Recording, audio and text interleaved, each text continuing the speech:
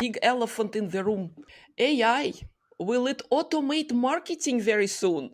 Will marketeers be aware of what's happening? Because a lot of still very manual tasks out there in day of the marketeer today. Yeah, and I think it's the right question, but it's a little bit like, does it get rid of truck drivers? Does it get rid of, Yep. where does AI start and stop? And I think the best answer I've heard to that question is that it takes over the repetitive, highly codable tasks that can be done using, robotics at a physical level and AI at a computing level. So if you can get the machines to learn, and we all see the programs and they're getting better, and some, I've seen everything from movies to books to scripts being written by AI from start to finish, and some of them are okay, some of them are absolutely terrible. Um, but you've also got to train these AI engines. You've also got to train them. So the machines need to learn, and they're only as good as the data that we put into them. Because it's the old, whatever you put in, you'll probably get out, and then it learns, it applies, and it changes over time.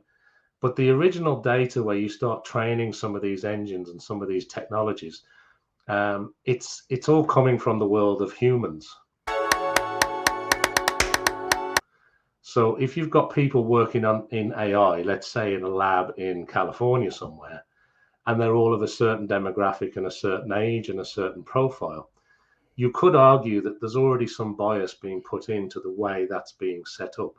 And that's a whole other discussion point when it comes to the technology side of things, and how products and services, everything from AI down to the latest app you put on your phone, is being developed. And the world today is a lot more inclusive. We're all talking about diversity and inclusion, as we should be.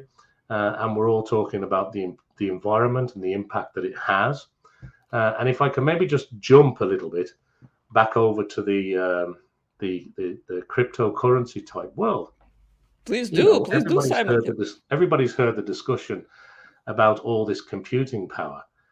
And I suppose the banking system today uses computing power. It uses energy. You could argue maybe a fraction of the cost compared to mining coins. But that technology is improving too, and it will get better and more efficient and more sustainable as time moves forward. And it's no different to AI. The AI is getting better and better all the time. I heard recently, and I don't know if this is true, so please, if you're watching this, check it. But I heard recently that the last time a chess grand champion actually managed to beat a computer was about, I think it was about 12 years ago. But I'd stand to be corrected. Somebody might say, oh no, sure, a human beat it 5 years ago. I don't follow chess as closely as I used to. But it just makes you realize that the machines are doing things much faster. Onto your question, how does that impact people like me?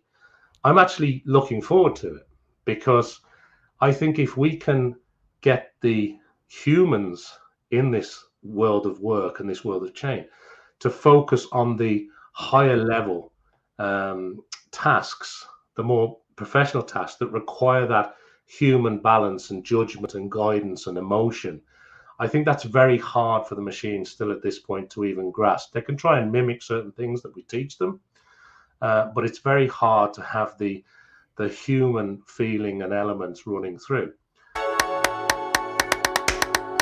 And I think in a nutshell, what I'm saying here when it comes to AI, and in the relationship to jobs, yes, it's going to disrupt a lot of jobs, but it's also going to create a lot of jobs too. And it's also hopefully going to move us onto a more meaningful playing field, where we don't have to do a lot of the monotonous, heavy lifting tasks that we have to do today.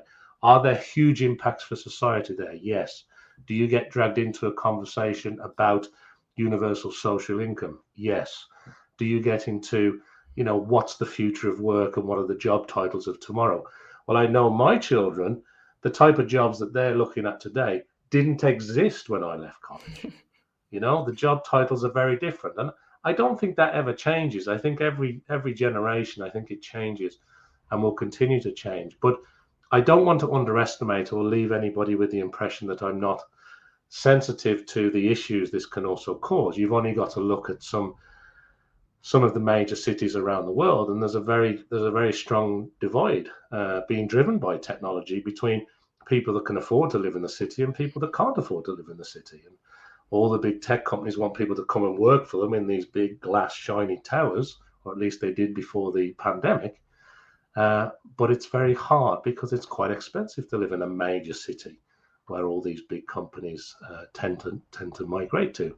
And I think the benefits of, we're jumping over a lot of topics here, I know, but the benefits of being connected like this, we're in a different country, yet we're talking live and streaming today, due to the benefits of computing and the internet.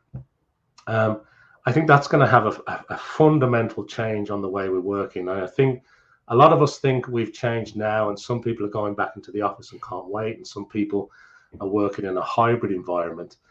But that is all to be disrupted even further than we think today, whether there's a pandemic or not.